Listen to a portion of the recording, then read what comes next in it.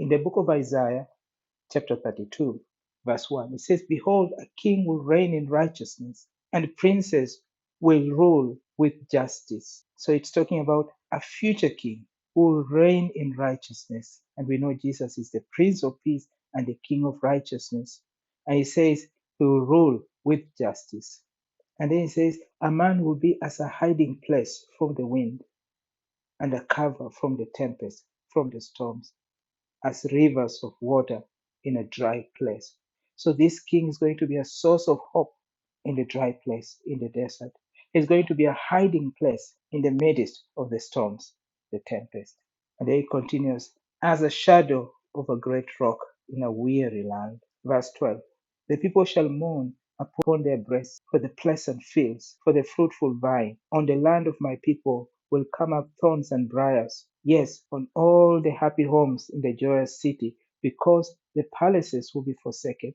The bustling city will be deserted. The forts and the towers will become lairs forever, a joy of wild donkeys, a pasture of flocks. So that's talking about a time of desolation where joy will be gone, where the city will be destroyed, where the situation will be hopeless. And then you move on to verse 15.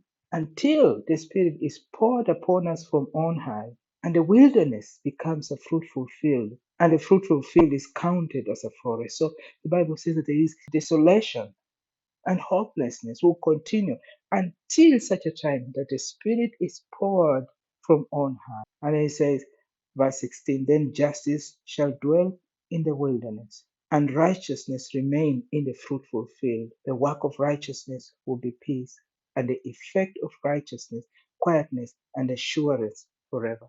And it moves on to verse 18 and says, My people will dwell in a peaceful habitation, in secure dwelling places, in quiet resting places, though hail comes down on the forest and the city is brought low in humiliation. So it's talking about a period that the Spirit is poured from on high. And the Bible says it's going to turn around the situation so that now the wilderness becomes a fruitful field. And the fruitful field now becomes a forest. And then the Bible says, and then justice will dwell in the wilderness and righteousness will remain in the fruitful field. So the favor of God, justice and righteousness will dwell on the land. And then he says, and the work of righteousness. We know Jesus is the Prince of righteousness. He is our righteousness. The Bible says the work of righteousness shall be quietness and assurance forever. So that there is an aspect about quietness, peace, satisfaction, fulfillment that comes from Jesus Christ. His righteousness puts us right with God, makes us settled, brings stability and anchor to our lives.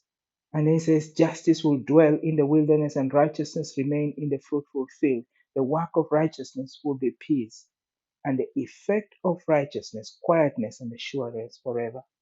And in verse 18, my people will dwell in a peaceful habitation. That's God's plan, that in him we'll have peace. Without him, there will be no peace.